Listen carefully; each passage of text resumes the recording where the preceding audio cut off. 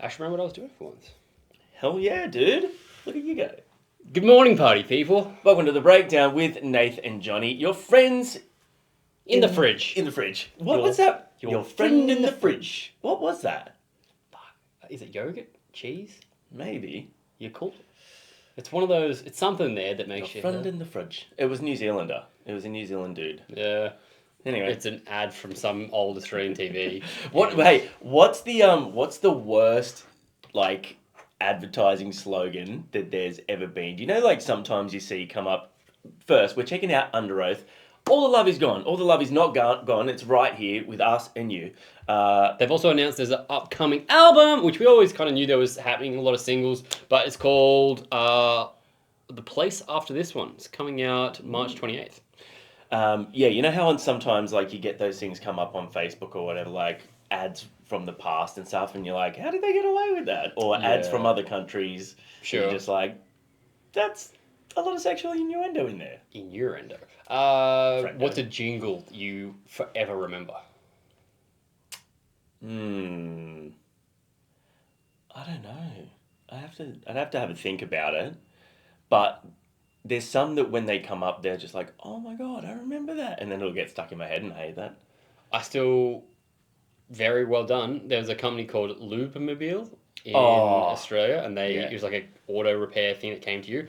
And they had a little kid with like a lisp, and the number was 13, 13, 32. Yeah. And I was like, I could call them at any stage because of that little kid's lisp. It sticks in my head. Very, very good marketing. I always remember that corn ad where they're sitting on the roof. There's like a family of farmers out there or whatever, and like the corn is advertised as being so juicy, and like the guy comes out and he hears like rain on the roof. He's like, Marge, the rains are here. Yeah. And then it shows, and it's got the kids on the roof just eating corn cobs, and then all the juice is going.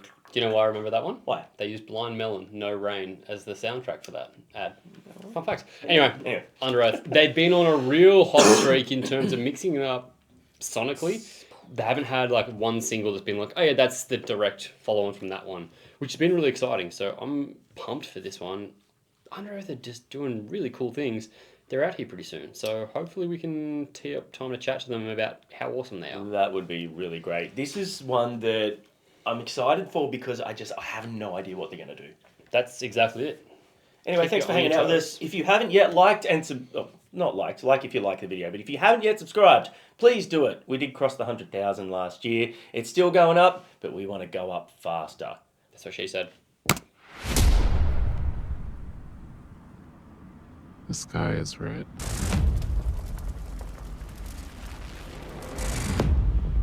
I swear to God they planned it. Watch your back. We're running out of time. We're running out of time. We're running out of time. We're running out of time.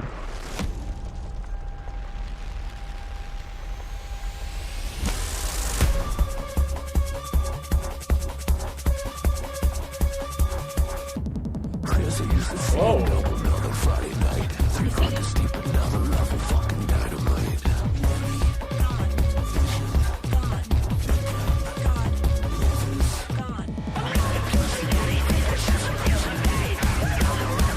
Stop it.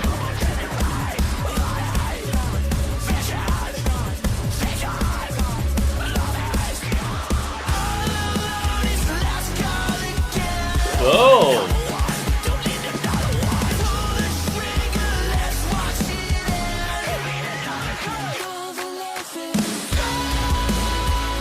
Woo!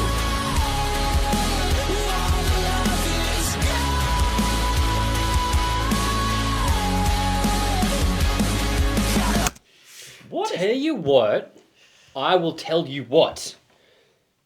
When Aaron left and Spence stepped up and started doing the cleans, it's the best thing that could have happened to this band because now they've got two dual vocalists that can do the cleans in a similar sort of tone because he tried to kind of go along the Aaron line of vocals. It's such a good dynamic because you can hear when they change, but that means they can like hold those notes. They've still got the aggressive. The dynamics vocally are fucking epic. The dynamics in this song are Well, wild. yes. Like, this is insanely cool. There's such a mix of... It's given me those nostalgic Underoath vibes with how Aaron comes in and the big soaring, melodies and things like that. But it's also... They've just tapped into this new style that they're doing, the whole electronic, really sort of grimy sort of sound, and they do it so well. So much energy. We'll talk about Mr. Gillespie's talent after. Okay.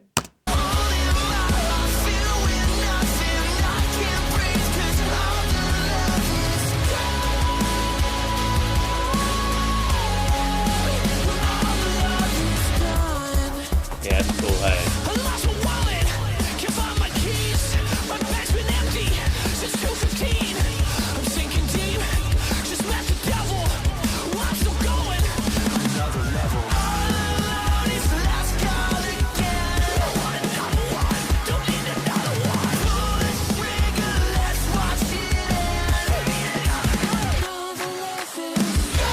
Love that. So good.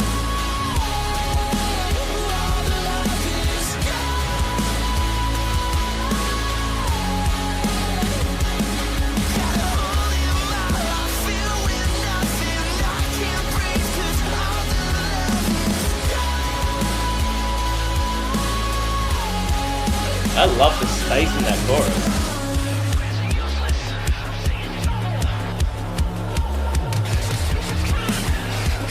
Great tom sound.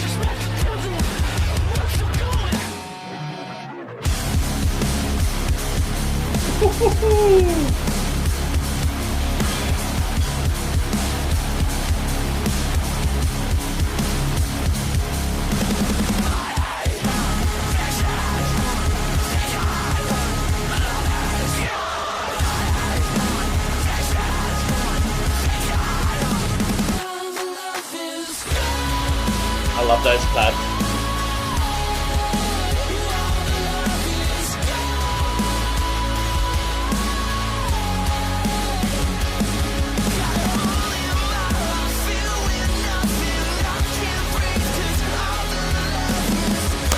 You did say they were on a hot streak. That was not worth pausing with that long ago, you dickhead.